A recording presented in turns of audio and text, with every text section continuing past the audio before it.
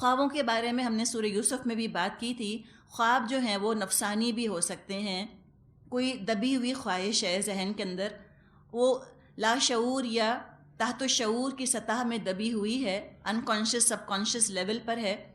جب انسان سوتا ہے اور جب شعور کی کانشیسنس کی گرفت ڈھیلی پڑتی ہے تو تحت الشعور یا لاشعور کے خیالات خوابوں کی شکل میں آ جاتے ہیں، دبی ہوئی خواہشات. فرائیڈ نے یہی کہا ہے نا کہ انسان کے اپنے خیالات ہیں، نفسانی خواہشات ہیں جو کہ خواب کی شکل میں آتی ہیں. تو ٹھیک ہے، خواب نفسانی بھی ہوتے ہیں، کچھ خواب شیطانی بھی ہوتے ہیں، اور کچھ خواب رحمانی بھی ہوتے ہیں. دل میں خیالات بھی ہر طرح کے آتے ہیں، وہم بھی آتے ہیں دل میں، اور وسوسے بھی آتے ہیں دل میں، اور الہام بھی ہو جاتا ہے بعض دفعہ، کچھ القاء بھی ہو جاتا ہے. تو ملی جلی کیفیت ہے عام انسانوں کی، شیطان دخل اندازی کر لیتا ہے. جہاں تک انبیاء کا تعلق تھا، انبیاء کو خصوصی حفاظت اللہ کی طرف سے حاصل ہوا کرتی تھی. انبیاء پر جب وحی کی یہ قسم نازل ہوتی تھی وہ بالکل محفوظ ہوا کرتی تھی. نبی جو خواب دیکھا کرتے تھے بالکل سچا ہوتا تھا. ابراہیم علیہ السلام نے جیسے دیکھا، یا نبی اکرم صلی اللہ علیہ وسلم نے جیسے دیکھا کہ آپ عمرے کے لیے تشریف لے جا رہے ہیں، بالکل سچے خواب ہوتے تھے انبیاء کے.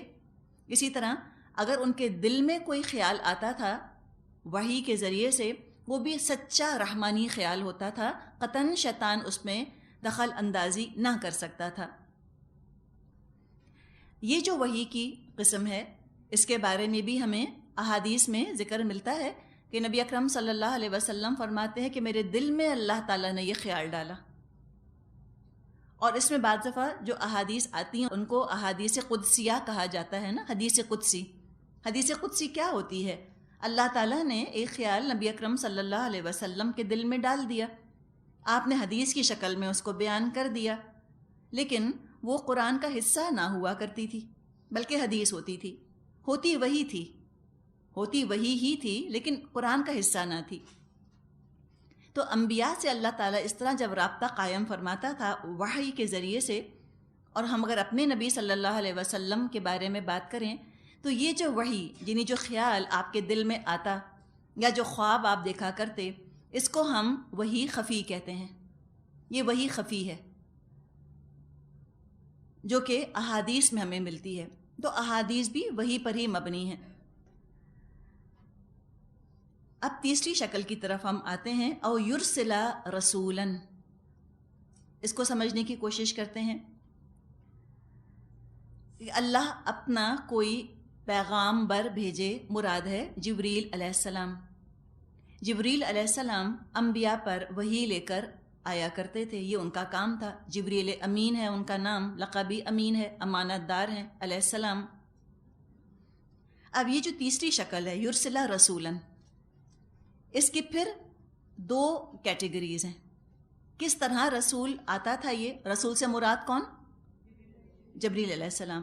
جبریل علیہ السلام دو طرح سے آیا کرتے تھے، دو طرح سے بات کیا کرتے تھے نبی اکرم صلی اللہ علیہ وسلم سے. اس کو ہم دیکھ لیتے ہیں. ایک تو یہ ہوتا تھا کہ فرشتہ اپنی اصلی صورت میں آئے، اور یہ صرف 2 دفعہ ہوا. بلکہ یوں سمجھیں کہ یرسلہ رسولن کی 3 مختلف کیٹیگریز ہیں، بجائے 2 کہ آپ 3 لکھ لیجئے. 3 مختلف کیٹیگریز ہیں کہ فرشتہ یعنی جبریل علیہ السلام نبی اکرم صلی اللہ علیہ وسلم سے کس طرح رابطہ قائم کرتے تھے. اس کے 3 فارمز ہیں. پہلا یہ کہ جبریل علیہ السلام اپنی اصلی صورت میں آئیں، اور یہ بہت ریئر تھا، غیر معمولی ہوتا تھا. صرف 2 دفعہ ہوا 23 سال کے عرصے میں. ایک دفعہ آپ غار حرا سے نیچے اتر رہے تھے تو آپ نے جبریل علیہ السلام کو اصلی شکل میں دیکھا، جس کا ذکر سورۃ التکویر میں آتا ہے آیت نمبر 23 میں کہ وَلَقَدْ رَآهُ بِالْأُفُقِ الْمُبِينِ. اور البتہ تحقیق اس نے دیکھا اس کو، یعنی نبی اکرم صلی اللہ علیہ وسلم نے دیکھا جبریل کو افق مبین پر، ہورائزن پر دیکھا. اور دوسری دفعہ نبی اکرم صلی اللہ علیہ وسلم نے جبریل امین علیہ السلام کو ان کی اصلی شکل میں دیکھا تھا معراج کے موقع پر، سدرۃ المنتہا پر. اس کا ذکر سورۃ النجم میں آتا ہے وَلَقَدْ رَآهُ نَزْلَةً أُخْرَى، اور اس نے دیکھا اس کو ایک دفعہ اور، عند سدرۃ منتہا، سدرۃ منتہا کے پاس۔ تو یہ قرآن کی گواہی موجود ہے۔ لیکن جیسے ابھی ہم نے بات کی، یہ بہت ریئر، بہت کبھی کبھی ہوتا تھا، اور اس کا ذکر ہمیں احادیث میں مل جائے گا کہ کیا بات ہوئی، کیا فرمایا جبریل علیہ السلام نے۔ دوسرا طریقہ یہ ہوتا تھا کہ جبریل علیہ السلام کسی انسان کی شکل میں تشریف لایا کرتے تھے، فرشتہ انسانی شکل میں آ جائے، یوں سمجھیں کہ وہ نور کے بجائے مجسم ہو کے آ جائے۔ ٹھیک ہے، سمجھ آئیے آپ کو بات؟ نور کے بجائے مجسم ہو جائے، ایک باڈی کے فارم میں آ جائے۔ تو یوں کیا ہوا؟ دیکھیے، ایک نور تو لطیف تر چیز ہے نا، اونچی چیز ہے، اور مٹی جو ہے وہ ایک کثیف چیز ہے، ڈینس ہے، ٹھیک ہے؟ تو ایک بجائے ایک لائٹر فارم کے ایک ڈینسر فارم میں آ گئے، نور کے بجائے، لطیف جسم کے بجائے کثیف جسم میں آ گئے۔ یعنی نبی اکرم صلی اللہ علیہ وسلم ان کو اپنی آنکھوں سے دیکھ لیا کرتے تھے، انسانی شکل میں آ گئے وہ۔ یہ چیز نبی اکرم صلی اللہ علیہ وسلم پر کوئی مشقت، کوئی محنت نہیں ڈالتی تھی، یعنی فرشتے کا انسانی شکل میں آنا۔ یوں سمجھیں کہ فرشتہ اونچائی سے اتر آیا، انسانی فارم اختیار کر لیا۔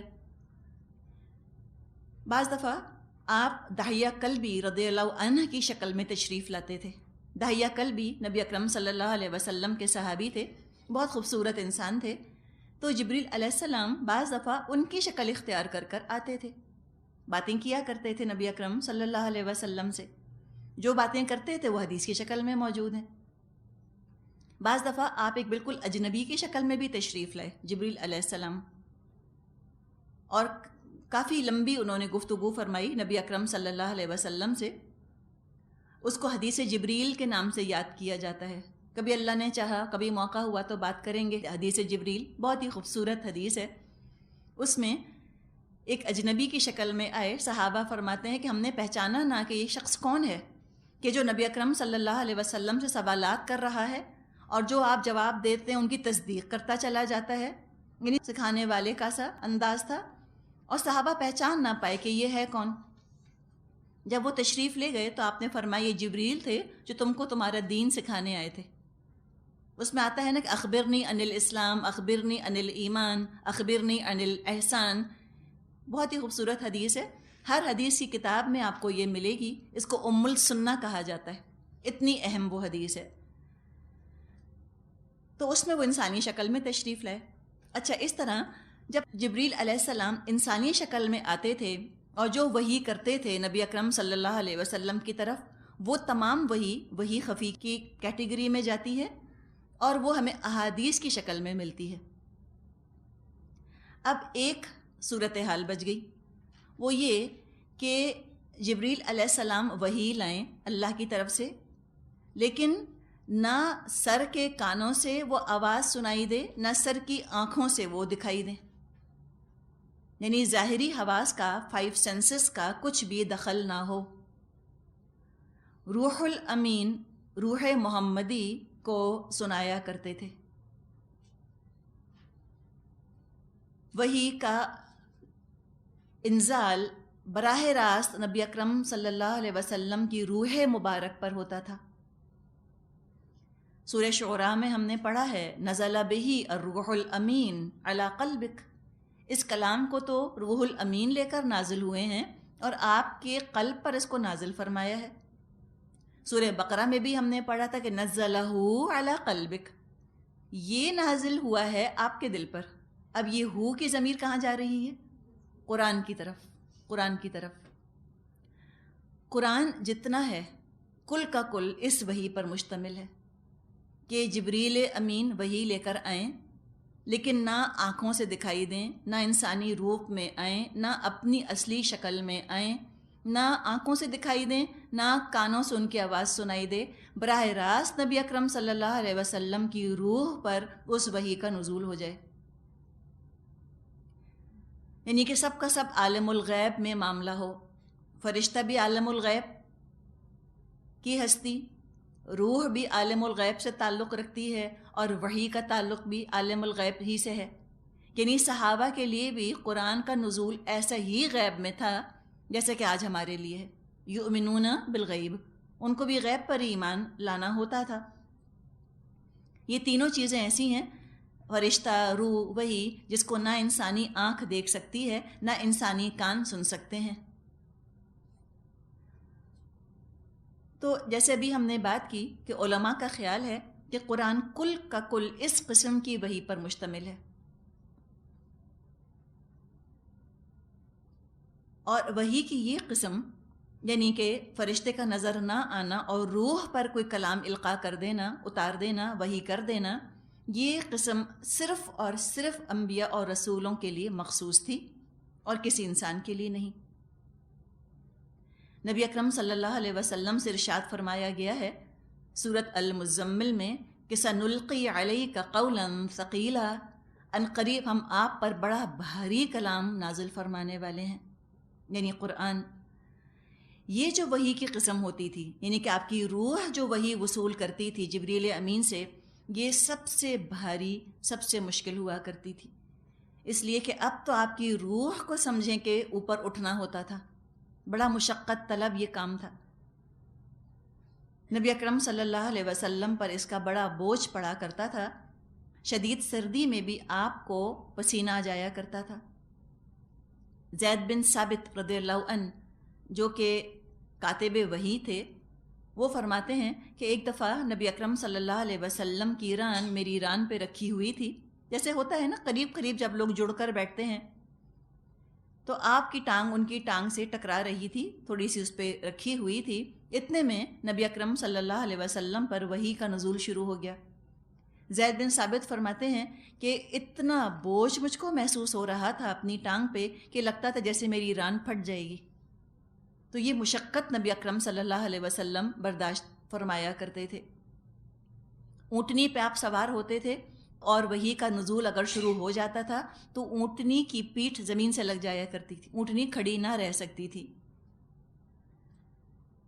تو پورے کا پورا قرآن جو ہے وہ اسی طرح کی، اسی قسم کی وحی پر مشتمل ہے. یہ اکثر علماء کا خیال ہے.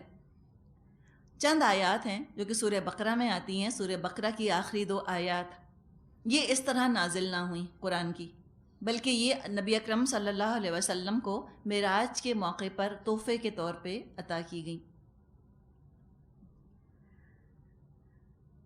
آگے فرمایا وَكَذَلِكَ أَوْحَيْنَا إِلَيْكَ رُوحًا مِّنْ أَمْرِنَا، اور اسی طرح ہم نے ایک روح کو آپ کی طرف بھیجا اپنے حکم کے ساتھ. مَا كُنْتَ تَدْرِي مَا الْكِتَابُ وَلَا الْإِيمَانُ وَلَكِنْ جَعَلْنَاهُ نُورًا نَهْدِي بِهِ مَن نَّشَاءُ مِنْ عِبَادِنَا وَإِنَّكَ لَتَهْدِي إِلَى صِرَاطٍ مُّسْتَقِيمٍ. آپ کو تو کچھ پتہ نہ تھا کتاب کیا ہوتی ہے اور ایمان کیا ہوتا ہے، مگر اس روح کو ہم نے ایک روشنی بنا دیا جس سے ہم راہ دکھاتے ہیں اپنے بندوں میں سے جسے چاہتے ہیں. یقیناً آپ سیدھے راستے کی طرف رہنمائی فرما رہے ہیں. اب یہ آیت خود بتا رہی ہے کہ یہ نبی اکرم صلی اللہ علیہ وسلم کا اپنا کلام ہو نہیں سکتا.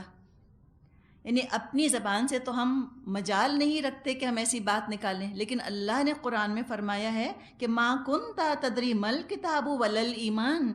اے نبی آپ تو جانتے نہ تھے کتاب اور ایمان چیز کیا ہوتی ہے.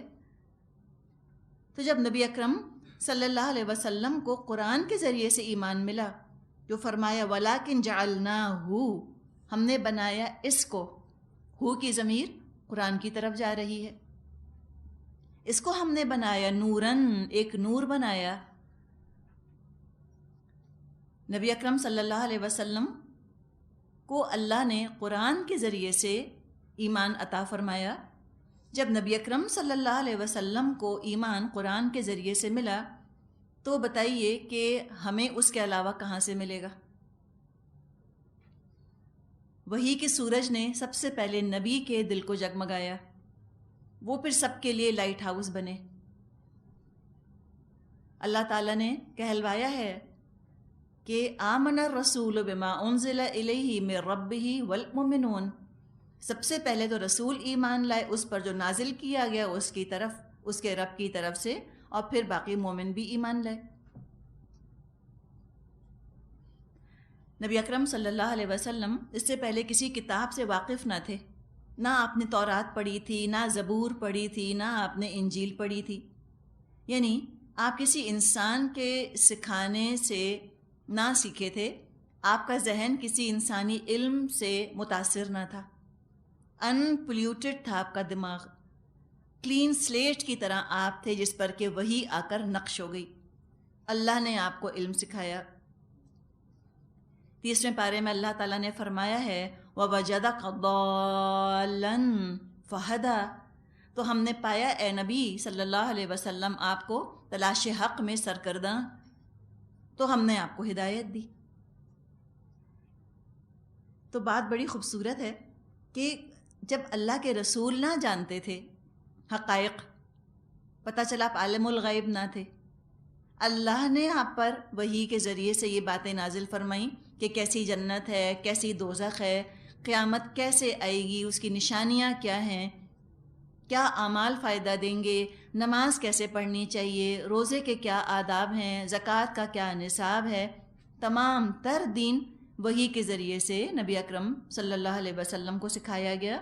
اس میں آپ کی اپنی ذاتی رائے، ذاتی مرضی کچھ شامل نہ تھی، دین کل کا کل وحی پر مشتمل ہے، نماز کا حکم وحی پر مشتمل ہے، نماز کا طریقہ وحی پر مشتمل ہے، اسی طرح باقی ہر چیز۔ تو کل دین اسلام کا سورس اللہ کی ذات ہے، اللہ نے اسلام سکھایا۔ وَرَضِيتُ لَكُمُ الْإِسْلَامَ دِينًا، میں نے پسند کر لیا اسلام کو تمہارے لیے بطور دین۔ ہاں، اب دین کو نافذ کیسے کرنا ہے، امپلیمنٹ کیسے کرنا ہے، جد و جہد کوشش لوگوں تک کیسے پہنچانا ہے، اب اس سسٹمز کا نفاذ کیسے ہوگا، نظام بنائے کیسے جائیں گے، کون کام کرے گا، کہاں سے آغاز ہوگا، خندق کہاں کھودنی ہے، کیا طائف جانا ہے، کیا ہجرت مدینے کی طرف کرنی ہے، یہ تمام فیصلے یہ نبی اکرم صلی اللہ علیہ وسلم کے اپنے ذاتی ہوا کرتے تھے۔ ان میں سے بھی جو فیصلے درست ہوتے تھے اللہ تعالیٰ کی طرف سے وہ سینکٹیفائی ہو جایا کرتے تھے، برقرار رکھے جاتے تھے۔ اگر کسی فیصلے پر عمل درآمد کرنے میں کوئی غلطی پیش آتی، کسی حکم پر عمل کرنے میں غلطی پیش آ جاتی، خطا ہوتی، اللہ تعالیٰ کی طرف سے اس غلطی کی اصلاح ہو جاتی۔ جیسے کہ سورہ انفال میں ہم نے بدر کے قیدیوں کے بارے میں پڑھا، اللہ تعالیٰ کو یہ فیصلہ پسند نہ آیا کہ دشمنوں کو قتل کرنے کے بجائے ان کو قیدی بنایا گیا اور ان کا فدیہ لیا گیا۔ تو جو مسٹیک ہوتی، خطا ہوتی، اللہ تعالیٰ کی طرف سے وہ آ جاتی۔ اللہ تعالیٰ نے فرمایا عاشروہن بالمعروف، تم اپنی بیویوں کے ساتھ اے مومنوں اچھی طرح سے گزر بسر کرو۔ نبی اکرم صلی اللہ علیہ وسلم تو تھے ہی عظیمت کے مقام پر، بہترین پہلو اختیار کیا کرتے تھے وحی کا۔ آپ نے اتنا خیال کیا، آپ نے اتنے ناز کیے اپنی بیویوں کے کہ آپ نے ان کی مرضی کی خاطر ایک حلال چیز کو اپنے لیے حرام قرار دے لیا۔ سورہ تحریم میں فوراً بات آ گئی کہ اے نبی صلی اللہ علیہ وسلم آپ ایک حلال چیز کو کیوں حرام کرتے ہیں اپنے لیے؟ یعنی عاشروہن بالمعروف کا مطلب یہ نہیں کہ آپ حلال کو حرام کر لیں، تو وہاں فوراً کریکشن کر دیا گیا۔ تو آپ کا تو ہر عمل ہمارے لیے رہنمائی کا مقام رکھتا ہے، اس لیے کہ وحی کی روشنی میں آپ نے آگے دین سکھایا، خود بھی آپ نے عمل کیا، آگے بھی لوگوں کو بتایا۔ فرمایا کہ ہم تو اس کے ذریعے سے ہدایت دیتے ہیں جس کو ہم چاہتے ہیں اپنے بندوں میں سے۔ کرنے کا کام کیا ہے کہ ہم دعا کریں کہ اللہ ہمیں اپنا بندہ بنا لے، پھر دیکھیں اللہ ضرور رہنمائی فرمائے گا۔ مسئلہ وہاں ہوتا ہے کہ بندے تو بنے ہوئے ہیں دولت کے، نام تو رکھ لیا عبداللہ ہے، اصل میں عبد الدنیا، دنیا کے بندے ہیں، پھر چاہتے ہیں اللہ ہدایت دے دے تو کیوں دے گا؟ ہے عبد الدینار، عبد الدرہم، روپے پیسے کو پوج رہے ہیں، نام رکھ لیا عبد الرحمن، تو عبد الرحمن نام تو رکھ لیا، اصل میں تو ہے عبد الدینار، تو اللہ کیسے ہدایت دے گا؟ تو پہلے شعور کے ساتھ دعا کریں کہ اللہ مجھے اپنا بندہ بنا لے، اللہ تو میرے اندر وہ صفات پیدا کر دے جو تجھ کو بہت اچھی لگتی ہیں، جن کی وجہ سے تو محبت فرماتا ہے انسانوں سے، ایسا مجھے بنا دے۔ تو تڑپ کے ساتھ انسان دعا تو کرے نا، ورنہ حقیقت ہے اپنے اعمال پہ نظر ہم ڈالیں تو ہم دعا کرنے کی ہمت بھی نہیں پاتے، کس منہ سے مانگے؟ حرکتیں یہ ہیں، پھر دعا ایسی اونچی اونچی کریں. شیطان کہتا ہے رہنے دو، تم اتنے گناہ گار ہو، تم تو ہپوکریٹ منافق ہو، تم مت دعا کرو، تم اس قابل نہیں. حرکتیں تو دیکھو، اپنے عمل تو دیکھو، لیکن اپنے گناہوں اور اللہ کی رحمت کو برابر نہ سمجھیں. اللہ کی رحمت بہت زیادہ ہے ہمارے گناہوں سے. تو اللہ تعالیٰ سے مانگیں، اللہ سے مانگیں، اور مانگتی جائیں اور مانگتی جائیں. انشاءاللہ تعالیٰ ایک وقت آئے گا جب گناہوں میں کمی آئے گی، وہ صفات نکلیں گی جو اللہ کو بری لگتی ہیں، وہ صفات آئیں گی جو اللہ کو اچھی لگتی ہیں. دلوں کا حال جانتا ہے نا، نیتوں کا حال جانتا ہے. جو اللہ کو راضی کرنے کے لیے تڑپے گا، کیسے ہو سکتا ہے کہ اللہ تعالیٰ اس کو اپنی طرف آنے کا راستہ نہ دکھائے؟ تو فرمایا کہ ہم تو ہدایت دیتے ہیں جس کو ہم چاہتے ہیں اپنے بندوں میں سے. اور فرمایا وَإِنَّكَ لَتَهْدِي إِلَى صِرَاطٍ مُسْتَقِيمٍ، اے نبی صلی اللہ علیہ وسلم آپ تو سیدھے راستے کی طرف ہدایت دینے والے ہیں. تھوڑی سی بات یہاں پر، تھوڑا ٹاپک سے ہٹ تو رہے ہیں لیکن سمجھانے کے لیے آپ کو.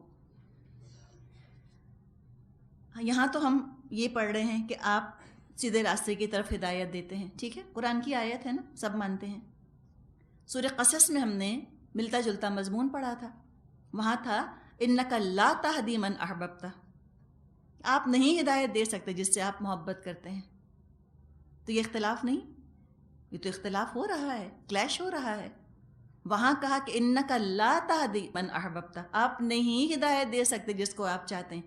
یہاں کہا اِنَّكَ لَا تَهْدِي إِلَى صِرَاطٍ مُسْتَقِيمٍ، آپ دیتے ہیں ہدایت. تو جب ایسی کوئی بات سامنے آتی ہے تو فوراً اس میں تطبیق کرنے کی کوشش کی جاتی ہے کہ بھئی وہاں اس کانٹیکسٹ میں بات آ رہی ہے، یہاں اس کانٹیکسٹ میں بات آ رہی ہے. کبھی کسی نے یہ کیا کہ کہا کہ لو قرآن میں تو اختلاف ہے، ایک مقام پہ یہ کہا، دوسرے مقام پہ یہ کہہ رہے ہیں، تو قرآن تو غلط ہے، یہ تو محفوظ ہی نہیں، اس میں تو بڑا کلیش ہے، بڑا اختلاف ہے، چلو رہنے دیتے ہیں قرآن کو ایک طرف. کبھی سنا ہم نے کسی سے؟ کبھی نہ سنا. تو جو چیز ہمیں قرآن میں محسوس ہوتی ہے کہ ہم کو یقین ہے کہ اس میں اختلاف ہو نہیں سکتا، اللہ کے کلام میں اختلاف کیسے ہوگا، تو اس میں تطبیق کر دی جاتی ہے، سنکرونائز کر دیا جاتا ہے کسی طرح سے، کانٹیکسٹ کے حساب سے یا محل وقوع کے حساب سے یا حالات کے حساب سے. کہتے ہیں کہ ان حالات میں یہ چیز اپلائی ہوتی ہے، ان حالات میں یہ چیز اپلائی ہوتی ہے. مثال کے طور پہ دو آپ کے سامنے خواتین کھڑی ہیں، ایک سے آپ نے کہا پانی پی لو، دوسرے سے کہا تم مت پینا. ہم کہیں کہ لو یہ کیا بات ہوئی؟ یا ایک ہی خاتون ہے، ایک دن آپ نے اسے کہا کہ تم دن میں 10 بجے پانی پی لو، اگلے دن اسی سے کہا دن کو 10 بجے آج تم پانی مت پینا. ہم کہیں کہ لو ایک ہی انسان سے دو مختلف باتیں. بھئی اس میں حالات مختلف ہوں گے. ایک دن آپ نے ان کو پانی پلایا، اگلے دن اس لیے نہ پلایا کہ روزے سے تھیں، تو آپ نے ان کو پانی نہ دیا، آپ نے کہا تم نہ پینا. تو ہم یہ تو نہیں کہتے کہ لو کل تو یہ کہا تھا آج یہ کہہ رہے ہیں، تو یہ تو پتہ نہیں کہ عجیب عجیب باتیں کرتے ہیں. تو جیسے یہ باتیں ہم سمجھ رہے ہیں، بالکل اسی طرح حدیث کو سمجھیے. انکار حدیث کا جو فتنہ کھڑا کیا ہے جن لوگوں نے، وہ یہ بھی سمجھیں کہ ایک ایکسکیوز بناتے ہیں، ایک بہانہ جو ان کو ملا، اور ایک نقطہ جو اپنی طرف سے وہ بہت عقل مند سمجھ کے اٹھاتے ہیں. وہ کہتے ہیں کہ حدیث میں تو اختلاف ہے، کہیں حدیث میں یہ کہا گیا، کہیں حدیث میں وہ کہا گیا. تو نبی اکرم صلی اللہ علیہ وسلم نے دو بالکل متضاد باتیں کیسے کہہ دیں، دو بالکل مختلف اپوزٹ باتیں کیسے کہہ دیں؟ تو لہٰذا یہ حدیثیں تو محفوظ ہی نہیں، یہ تو سب گھڑی ہوئی ہیں، بعد میں اپنی طرف سے لوگوں نے بنا دی. نبی اکرم صلی اللہ علیہ وسلم تو دو طرح کی بات کہہ نہیں سکتے. تو انہوں نے بخاری کو اور مسلم کو اور صحاح ستہ کو سب کو اٹھا کر ایک طرف رکھ دیا، کہا کہ چھوڑو کوئی ضرورت نہیں، یہ تو بڑا کنفیوژن کریٹ ہوتا ہے. تو اس سے تعصب کی بو آ رہی ہے. حدیث کے ساتھ کیوں کیا یہ معاملہ؟ تو قرآن کے ساتھ بھی کریں، اتنے سچے ہیں تو پھر رکھیں قرآن کو اٹھا کے ایک طرف اور کہیں کہ قرآن کے اندر اختلاف ہے. اور اگر سچے ہیں تو جیسے وہ قرآن کے بظاہر نظر آنے والے اختلاف کو جب وہ حل کرتے ہیں، تو حدیث کے بھی بظاہر نظر آنے والے اختلاف کو حل کریں، بجائے اٹھا کر ان کو نعوذ باللہ اپنی طرف سے ریجیکٹ کرنے کی. کہیں کہ اچھا یہ یوں حالات تھے، پھر یہ حالات تھے، اس لیے آپ نے دو باتیں فرمائیں. اور محدثین نے اللہ کے فضل سے جن احادیث میں بھی کلیش تھا، ان سب کی انتہائی عمدہ تطبیق کر دی ہے.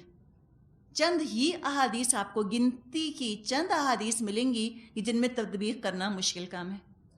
ورنہ تقریباً سب کی آپ تطبیق کر سکتے ہیں، سنکرونائز کر سکتے ہیں. تو ایک اپنا کوئی ہڈن ایجنڈا ہوتا ہے نا جو نظر آ رہا ہوتا ہے، کہ اپنے ایجنڈے کو سامنے رکھ کر ایک فیصلہ انہوں نے پہلے کیا ہے کہ ہمیں حدیث کا انکار کرنا ہے. اب اس کے دلائل پھر وہ تلاش کرنا شروع کرتے ہیں اور عوام کو ایسے گمراہ کرتے ہیں. تو یہ چند مقامات ہیں جن کو آپ نوٹ کر سکتی ہیں. اگر کوئی آپ کو دلیل دے کہ حدیثیں غلط ہیں اور دیکھو حدیث میں تو فلاں جگہ یہ فلاں جگہ یہ کہا، تو آپ فوراً قرآن کی آیات کوٹ کر سکتی ہیں. آپ کہیں کہ قرآن میں بھی تو ایسا ہے. تو مطلب کیا ہے؟ مطلب یہ ہے کہ جو قرآن کو مانے گا وہ حدیث کو مانے گا، اور جو حدیث کا انکار کرے گا اصل میں وہ قرآن کا انکار کر رہا ہے. منکر حدیث نہیں کہنا چاہیے، ان کو منکر قرآن کہنا چاہیے. ورنہ اگر ایک رول اپلائی کریں تو وہ بھی مانے یہ بھی مانے، ایک رول اپلائی کریں تو دونوں کا انکار کریں تو ہو جائیں کافر کھلم کھلا. لیکن وہ کنفیوژن کریٹ کرنا وہ بھی تو ایک پالیسی ہے. وہ جانتے ہیں کہ ان کی خواہشات کی تکمیل میں رکاوٹ سب سے بڑی جو ہے وہ تو حدیث ہے. محمد اسد نے کہا ہے کہ حدیث جو ہے نا وہ آئرن سٹرکچر کی طرح ہے. ایک دفعہ حدیث آپ نکال دیں، اسلام کی عمارت کارڈز کی طرح ڈھہ جائے گی ساری کی ساری، ہاؤس آف کارڈز کی طرح. کچھ نہیں بچے گا اس کے اندر. قرآن کو جس طرف چاہیں لگا دیں، جس طرح چاہیں صلاۃ کا مطلب کریں، جو چاہیں زکوٰۃ کا مطلب کریں. تو ایک نقطہ تھا جو کہ آپ کے سامنے رکھنا تھا. اللہ تعالی ہم سب کے دل کھولے اس موضوع کے لیے اور ہمیں کنفیوژن سے نکالے. تو فرمایا کہ وَإِنَّكَ لَتَهْدِي إِلَى صِرَاطٍ مُسْتَقِيمٍ، یقیناً آپ سیدھے راستے کی طرف رہنمائی فرما رہے ہیں. صراط اللہ الذی لہ ما فی السماوات وما فی الارض الا الی اللہ تسیر الامور، اس اللہ کے راستے کی طرف جو زمین اور آسمانوں کی ہر چیز کا مالک ہے. آگاہ ہو جاؤ، سارے معاملات اللہ ہی کی طرف رجوع کرتے ہیں، سب اللہ ہی کی طرف لوٹتے ہیں. سب سے پہلے تو روح ہی لوٹ جاتی ہے اللہ کی طرف تسیر الامور میں.